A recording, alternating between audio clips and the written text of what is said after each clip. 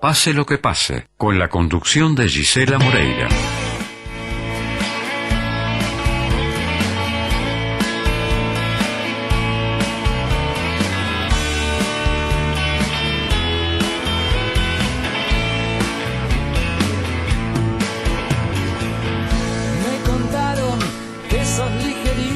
Enseguida te tocan y baja rápido tu pollerita, aunque sea en la primera cita. Y que apretás en las lentas. Sí, la verdad que te pones a escuchar las letras del Cuarteto de Nos y algunas están buenísimas, pero bueno, no le gustan a todos. Sobre todo estas viejas letras. Sí, total. Bueno, ¿cómo anda, Fede? Bienvenido. Bueno, estamos anunciando bien. Cuál será el tema de hoy, ¿eh? Bien, estamos con el Cuarteto de Nos, una banda también con muchos años, más de 30 años ya. Empezaron en el 84. Y bueno, vamos a ver un poco con algunas canciones y con un poco de la historia, cómo pasaron de la ciudad de Tajo a los Grammy latinos, cómo, sí, cómo pasaron un salto importante, ¿no? Cómo pasaron de la censura también a sonar en México, en Colombia, en Bolivia, en toda América Latina, y algunas diferencias entre los hermanos Musso, que son los que comienzan la banda, Roberto y Ricardo, en el 84, como te decía, eran unos adolescentes más o menos. Empezaron, antes de hacer música, crearon esta ciudad imaginaria de Tajo, que en los primeros discos es donde salen los personajes tipo Morcillo López y cosas así que estaban en los primeros discos. Eran originarios de la ciudad de Tajo, que tenía como particularidad, por ejemplo, que la gente era al revés, el ciclo de vida era al revés. Vos nacías viejo y con el paso de los años te ibas haciendo joven. Mirá, como la película aquella de Brad Pitt, que él nacía siendo un viejo y a medida que fue avanzando en la vida se fue haciendo cada vez más joven. Bueno, ya era una idea de los Musos hace como 30 mirá años. Vos, mira, puso Brad Pitt después. Y bueno, ellos grababan, tenían un cuartito en el fondo de la casa y grababan cosas como de radio, y después escuchaban ellos mismos, se reían, era como un chiste entre ellos, y después conocieron a los Beatles y ahí fue que les cambió la cabeza, porque en la casa de ellos se escuchaba más, yo leí unas notas, por ejemplo, la madre escuchaba más cosas tipo Django y mirá, y los románticos de esa época, el padre escuchaba tipo marchas militares rumanas y cosas medias raras, pero los Beatles fueron el cambio, lo que le hicieron entrar en la música a los hermanos. Y después sumaron a Santiago Tabela en el bajo, y en principio estuvo Leonardo Baroncini, que es un nombre que vamos a marcar porque lo vamos a nombrar al final de la columna de vuelta.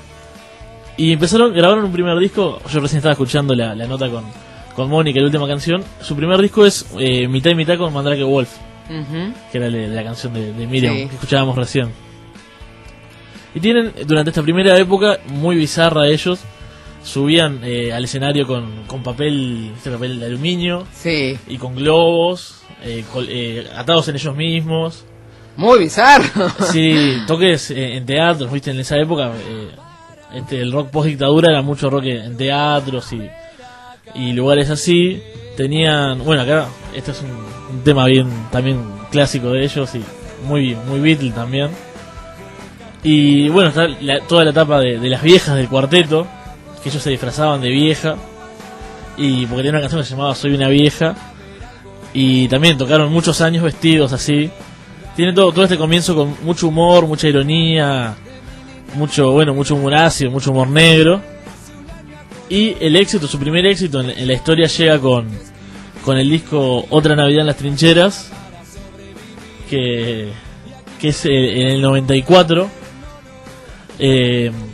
Sacan este disco. Ellos todavía eran una banda under, eran una banda chica, y en el 94 explotan con Navidad en las Trincheras, que yo me acuerdo, yo en el 94 tenía 3 años, pero ya con 6, 7 años cuando... ¿Cuántos años tenías? En el 94 tenía 3. Ay. Pero yo me acuerdo de... Qué vieja que me siento.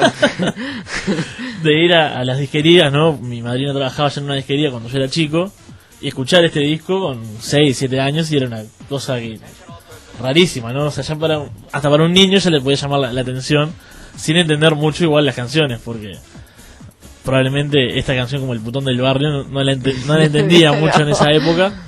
Y viste que esta, escuchamos un poco, es la versión vieja, que es muy rara. A ver. Los amigos le dicen Marita y su nombre es Rosario, pero todos le llamamos el putón del barrio. La bajó, no le gustó, ¿qué le pasó? Este disco, el Navidad en las Trincheras, se convirtió en uno de los más vendidos en la historia de la música uruguaya. Y bueno, además de este tema tenía Bocartero, Solo un rumor, que los escuchamos recién, Sí. pero en versiones nuevas. Me agarré el pitito con el cierre, o sea, Sí. todo, un montón de temas que son ya clásicos de la música uruguaya. Pero después del éxito vino la censura con el tema de El día que Artigas se emborrachó, Sí. que es del disco El Tren Bala. Eso fue en el 96, 2 años después de todo el éxito de Navidad en las Trincheras, que ellos empezaron a tocar en lugares más grandes y a vender muchísimos discos. Cuando editan El Tren Bala, esta es la canción que abre el disco, y que dice, bueno, escuchamos un poquito. Buen señor, pero como ningún libro nunca lo contó, por eso ahora agarro y se los cuento yo. Con la lengua trabada explicó el general qué color en su bandera iba a utilizar: blanco y rojo en honor al vino que me tomé, y a con un pedo que después me agarra y se emborrachó. Claro, imagínate. Todos enojados con lo de Artigas. Claro, 96, el Ministerio de Educación y Cultura les hizo una denuncia penal contra la canción, contra los intérpretes, contra el compositor y contra el sello que los ha editado. Pasa al lado. Incluso se consideró llevarlos ante la justicia militar por Exagerado. faltarle el respeto a la figura del prócer nacional. Pero el fiscal que tomó la causa no encontró un delito, y bueno, al final quedó en eso. Lo que sí lograron fue prohibirla para menores de 18 años. O sea, imagínate que si ahora fuese tan como en esa época, la cantidad de canciones que tendrían que estar prohibidas sí, para sí, menores. sí. Pasarían todos en tribunales. Y aparte, para comprar el disco tenías que presentar la cédula de identidad, porque era para mayores. Ay, Y lo mismo con el tema de los shows, ellos solo podían tocar en lugares Más para mayores de aptos 18 para años. mayores de 18 años.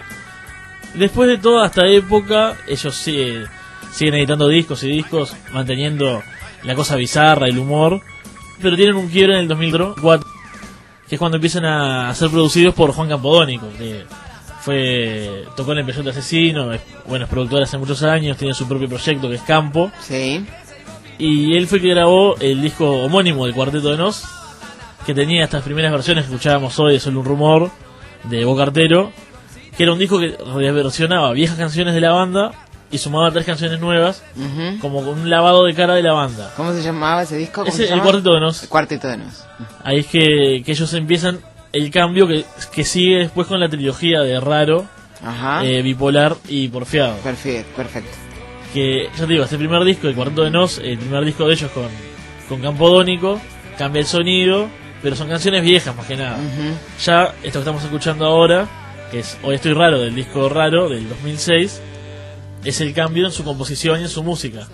Acá Roberto, por ejemplo, en esta canción, más como que va rapeando, las letras dejan un poco el humor tanto y la bizarrada, y ese proceso continúa después en Bipolar y en Porfiado, y ahí es cuando hacen el salto máximo a la fama y a los Grammys latinos que yo comentaba en el principio.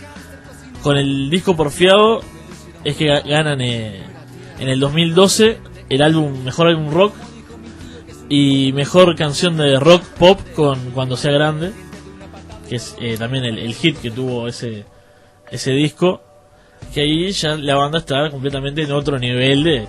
Estos 3 discos mantienen todos como una estética de sonido, de letras también, es como más introspectivos. Las letras casi todas son composiciones de Roberto Musso, la mayoría son 12 canciones cada disco, siempre son unas 9 canciones de él, un par de canciones de Ricky y una canción de Santiago Tavera, el bajista. Y en todo este proceso de cuando la banda se está transformando, es cuando Ricky Musso se va, el hermano de Roberto, que es el guitarrista de la banda y compositor también, se va en Bipolar porque siente que la banda se convirtió son empleados de una máquina que fabricaron ellos mismos, dijo en algún momento. Ricky salió muy molesto de la banda y como que se transformó en otra cosa, y dejaron de ser sus dueños y pasó a ser de otros la banda, ¿no? Mira. Cuando empezó este éxito y los productores y los sellos, como que ahí Ricky se alejó y le parecía como que estos 3 discos se repetían mucho y él sentía que si no hacía lo que le gustaba no quería estar.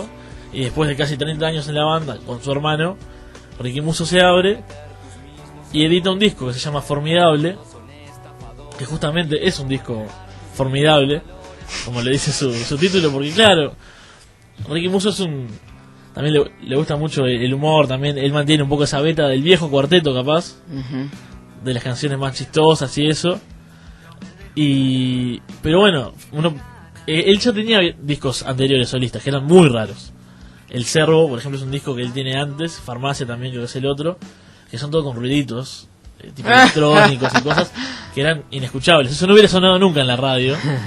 Pero el Formidable, a pesar de que él en entrevistas dice que nunca escuchó sonar Formidable en la radio, así que bueno, si después Ricky Musso algún día escucha esta nota, va a escuchar Formidable en la radio. sonando en la 1410.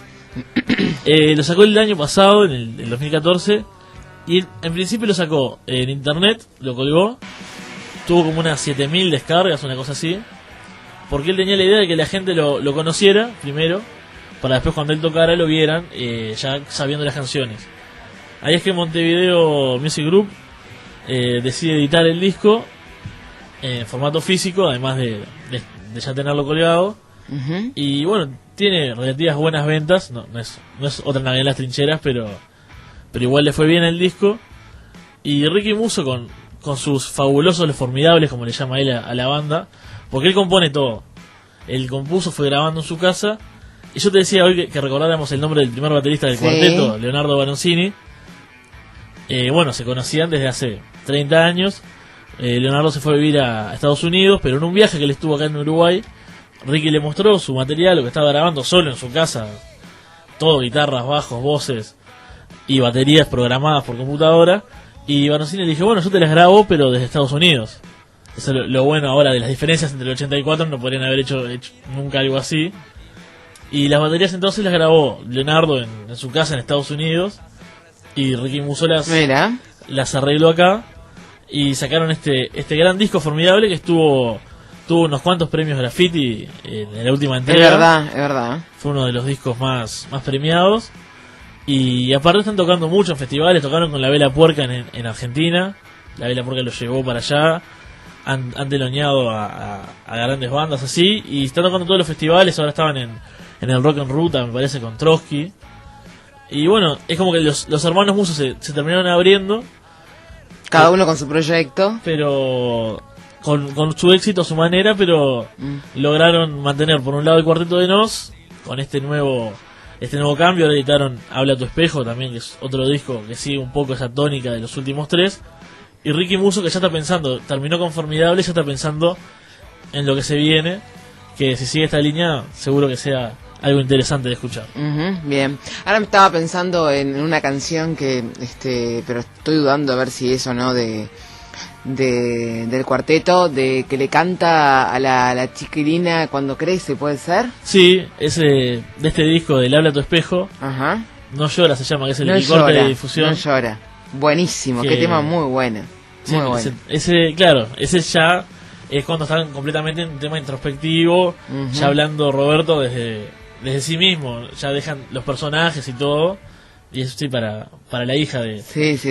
El videoclip está muy bueno, está muy bien hecho, además, está... Bueno, personalmente, creo que también porque, bueno, como es introspectivo, si te toca algo de que tiene que ver con la persona, supongo que por eso me llegó, creo que por eso está bueno, está bueno. Eso es lo interesante porque yo leía también algunas notas que él buscaba, con este nuevo acercamiento que tiene la música, con estas nuevas composiciones, llegarle de otro modo a la gente. Y bueno, sí, lo logró. Conmigo lo logró. La verdad que me parece un tema muy bueno que se estamos escuchando en este momento. Exactamente. Bueno, Fede, muchas gracias. Bueno, gracias a vos. Yo también me despido y lo dejamos con este tema. Ya vienen nuestros amigos de Algo se nos va a ocurrir. Hasta mañana. Y será abierta de mente, y ellos desprecian lo que ella valora. La nena los ignora, la nena no llora.